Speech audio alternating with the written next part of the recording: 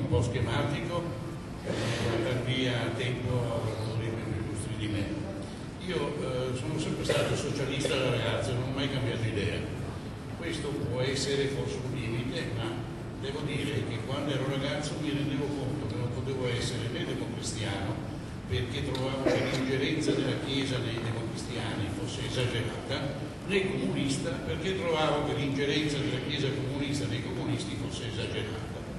Sono stato socialista nel passato, lo sono anche adesso, come mentalità, come spirito libertario, e sono convinto però che nel nostro paese, da quando si eleggono i deputati con le liste e non con le preferenze, anche se anche le preferenze sono un meccanismo certamente non perfetto, ma perfettibile, sono convinto che in questo paese ci sia un forte deficit di democrazia.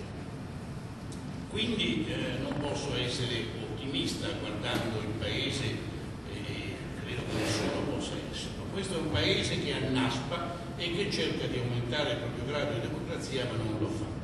Quando coloro i quali, lasciata la scialuppa socialista, si sono diretti verso altre forze e continuano a fare con civetteria affermazioni "io sono socialista lombardiano", penso al povero Lombardi se sentisse cose del genere. Quindi è socialista chi crede nei bisogni del popolo e che in qualche modo si batte per la libertà, chi è indipendente come coscienza e non è massificato in uno schieramento che gli ordina o gli toglie altri ordini per darne degli altri, insomma è socialista in fondo chi sventola ancora la bandiera della libertà. Come dico, ero socialista da giovane, lo sono rimasto adesso e ahimè sono molto rammaricato perché mi hanno sciuppato. Io quando Bettino Craxi era legniano avevo una grande simpatia per il suo progetto politico e sono convinto che le idee del progetto politico di Craxi, che cercava di sgomitare, cercando di trovare spazio tra la Democrazia Cristiana e il Partito Comunista, credo che queste idee fossero degne di ogni considerazione. Purtroppo, e io giudico qui non le vicende personali, non le vicende giuridiche, do solo un giudizio politico sull'uomo Craxi, purtroppo è accaduto ad un certo punto a Verona che Craxi decise di farsi eleggere per acclamazione. Il giorno dopo io lasciai il Partito Socialista, perché ritengo che un leader, quando ha l'85%, perché Craxi dominava il partito, non era assolutamente necessario farsi eleggere per acclamazione.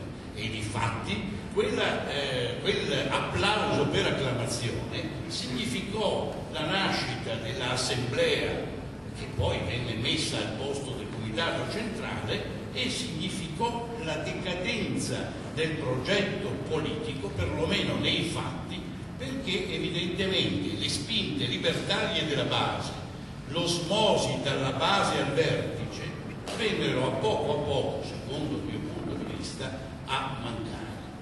Quindi io distinguerei, io credo che certamente c'erano delle idee ottime alla base del messaggio di Nenni e del suo Delfino Craxi, e poi, ahimè, secondo me, questa spinta riformista si è in qualche modo a poco impastata di vicende, poi sappiamo che è finita, ahimè, molto male.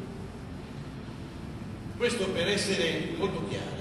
I socialisti sono coloro i quali storicamente in questo paese sono stati a metà tra democristiani e comunisti. Io credo che il progetto politico di essere a metà tra democristiani e comunisti sia oggi più valido che mai. Purtroppo non ci sono le forze che possono spingere per aumentare questa spazio. Due brevi considerazioni ancora prima di concludere.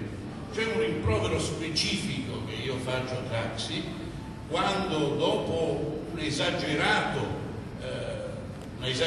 simpatia filo-israeliana per molti anni, improvvisamente cambiò e diventò assolutamente filo-arabo. E io ritengo che chi vuole la pace e chi è socialista non possa prescindere da un aspetto aspetto fondamentale, e cioè battersi per la libertà di tutti i popoli, e quindi io non ho fatica a dirmi che sono filo israeliano e filo palestinese nel momento in cui punto ad un compromesso perché questi due popoli vivano in pace. Purtroppo l'atteggiamento filo arabo fu, secondo me, esagerato e culminò con le vicende sempre politiche di Sigonella. Vi ricordate di Achille Lauro e l'assassinio di Klinghoffer, che venne brutalmente assassinato. E ahimè questi ricordi e questi sogni infranti di una deriva che dalle idee originali lentamente andava a spegnersi, ecco, questo fu il mio turbamento, e come socialista sono rimasto sempre più solo. Do una testimonianza perché vuole anche dare un'impressione di un comportamento coerente. Quando è nato il nuovo Partito Democratico, io sono stato eletto delegato fondatore del Partito Democratico, sono andato alle 5 di mattino alla pressione bassa, mi è costata una grande sofferenza, a Milano, 2800 delegati, 1000 invitati e 500 giornalisti. Alla fine hanno votato tutti insieme, e credo che anche il PUS sovietico, almeno formalmente, sarebbe stato più democratico di quella assemblea. Da delegato fondatore, il giorno dopo dissi: questo partito non va bene e ha finito, anche perché poi, come sapete bene, i deputati sono eletti secondo le liste. Adesso un piccolo slancio sulla realtà veneziana, da cui non si può prescindere. Io sono amico personale a 30 anni del candidato Consoli, penso che sia un ottimo candidato e mi auguro che sappia resistere e respingere la politica. Mi auguro, non certo per risolvere tutta la situazione italiana che vedo con grande tristezza e pessimismo, e dove i socialisti secondo me sono stati ormai inghiottiti, temo senza speranza, mi auguro che almeno qui Venezia è sempre stata aperta, almeno qui qualcosa di buono possa venire fuori. Ecco, questo è più che non soltanto un giudizio politico su alcuni avvenimenti e il fuoco su una questione specifica, la posizione di Craxi sul Medio Oriente, ma questo è anche, come dire, una testimonianza personale. Ancora oggi io credo che alcune idee del Craxi lenniano siano estremamente valide se si va a ricordare il primo periodo di quel politico industriale.